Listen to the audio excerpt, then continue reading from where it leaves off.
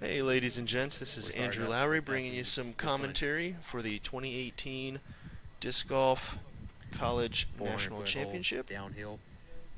And here we are starting It's off like on the aiming for first the hole of right. this final nine. It's a modified layout of the original Dunipace Dunes course, so they basically just handpicked, the 9 holes that they felt flowed the best.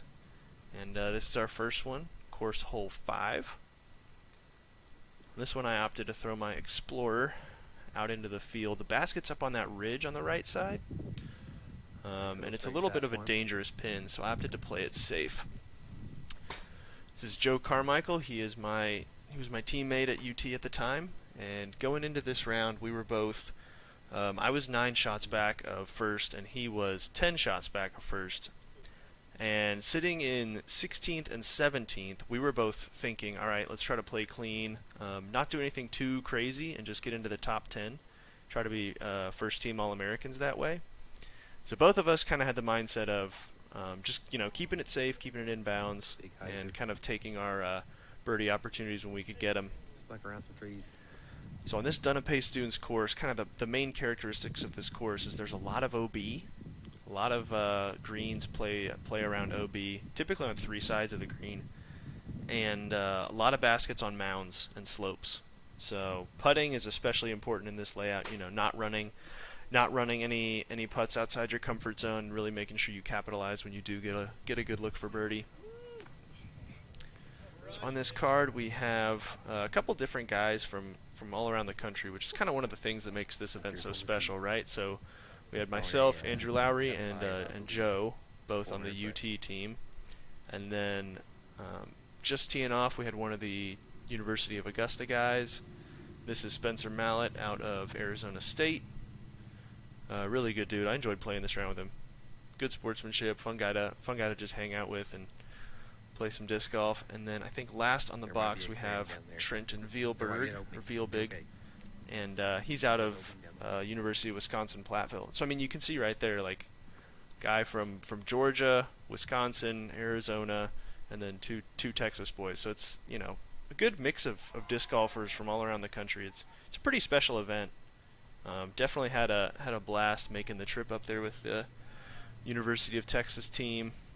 It was a week full of disc golf.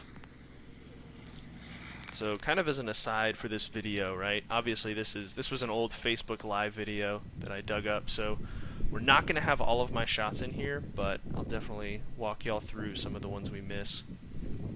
So right here I had just kind of a 18-20 footer. Just like he said, 18-20 footer for this putt, and just kind of threw a little chip shot to get to here with my Justice. So no problem on the first hole, making that par putt. Totally fine, getting things started off with a par. This is one of the more tricky birdie holes on the course. It's very difficult to get a look for birdie on this green. I mean, obviously you can see how sloped it was. This next hole was a par 4, and you have to clear probably about a 250 to 300 foot OB carry initially into this small fairway. So again, through my Explorer for placement, throwing my Justice here up to the green. I let this one go a little soft, so it came up about 40-45 short.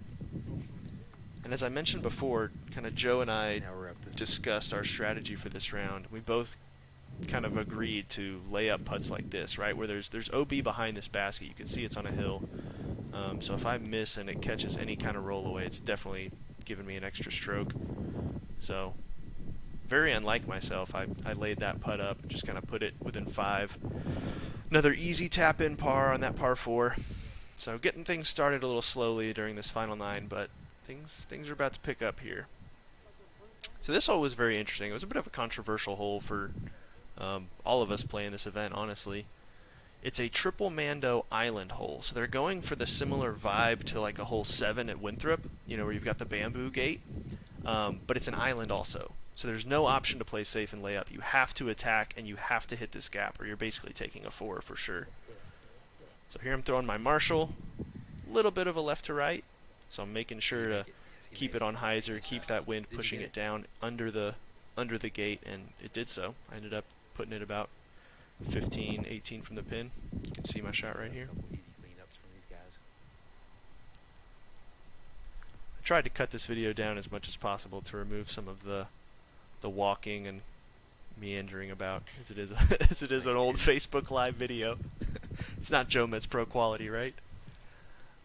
But happy to get the 2 there. That's a really big hole to get because, like I said, if you miss the Mando, you're basically taking a 4 for sure. So this one, again, a lot of OB on this hole. There's like an OB bunker short, and then left, long, and right about circle's edge is all out of bounds. So I threw my Justice there again Texas into the little Southwind. crosswind and Yep. put it like 2 feet from the pole. You can see the disc there on the ground. That white one's the Justice I just threw. So we're not going to catch my tap in here, so I figure why not get a shot of Joe jamming a putt. Teamwork makes the dream work. It was definitely a lot of fun playing this round with Joe and kind of being able to, you know, talk strategy and just have him on the card was definitely something I was very thankful for. Made it all the more fun. So back-to-back birdies, looking to make it a turkey. This hole plays uphill, as you can see at the end. Basket is just behind that tree. Yep. And, So I'm just throwing my enforcer into the hill and letting it kind of skip up a little bit to the pin.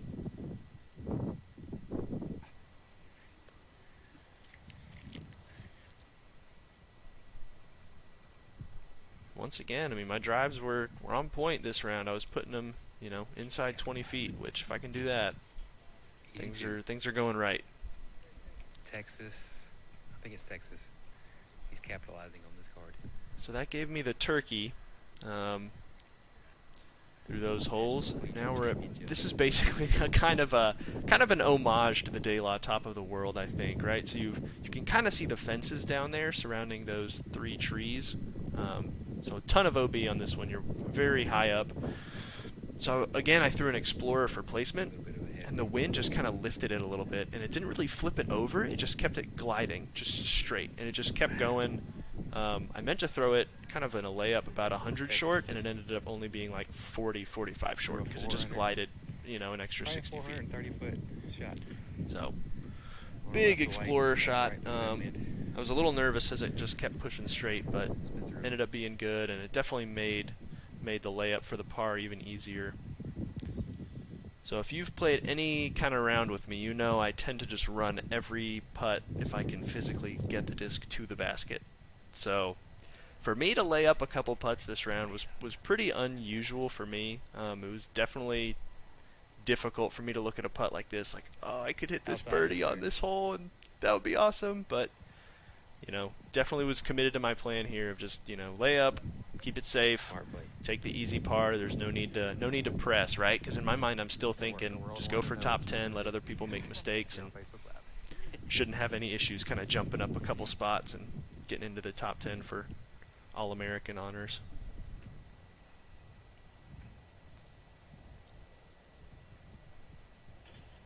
Figured I'd get some shots of the tap-ins on this one. As you can see, this mound isn't that big, but we definitely had a little bit of wind this round. It was probably a consistent 12 to 15, and then, Tap in. you know, gusts Texas moving up on to hole 1. maybe near 20 or so. It wasn't like impossible to play in by any stretch of the imagination, but we were definitely feeling some wind throughout this whole final 9, which on a course with this much OB just makes it play that much harder. So on this hole, basket up on a mound about 350 away, and I really didn't commit to that shot. This was one of the few shots this final 9 I was pretty unhappy with. I did play to the safe side. The OB danger is all on the right side of this hole, so you can kind of see me on the left side of the screen here in a second. Just trying to look for a way to pitch this one up. And it does slope off pretty steeply behind this basket, so I'm really trying to throw a touchy putter shot and get it to stick up there. I just clipped that tree, which puts me at about maybe 16, 17 feet. I'm sure if Germ were on the commentary, he would definitely correct me on that. But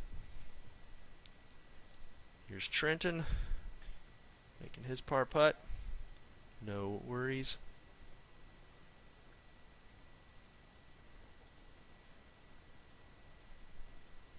I will also be getting away with a par. So for any of those of you keeping score at home, that puts me at 3 down after the first, what is that? 7 holes, so 2 left. This hole is probably the steepest green on the course. This basket is way up in the air on this mound.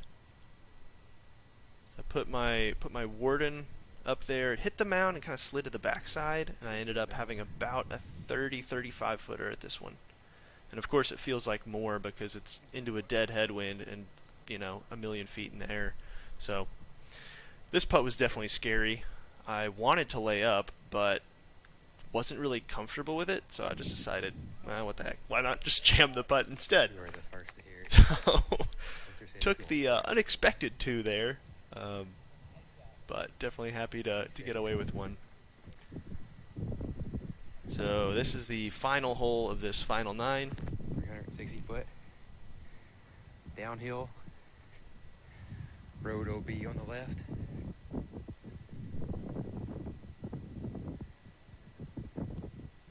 So just as he said, 360 foot downhill road OB on the left. And we had a little bit of a tailwind here, so I was definitely thinking if I can throw my felon out to the left side and on a forehand and just let the wind kind of push it down and bring it in towards the pin, shouldn't be an issue. So I opted to throw my lucid felon here, just kind of put it out high into the left and let the wind carry it down to the pin. Big flick. And this was one of my best shots of the round for sure. I put this one within 5 or 6 feet. Texas is here to play.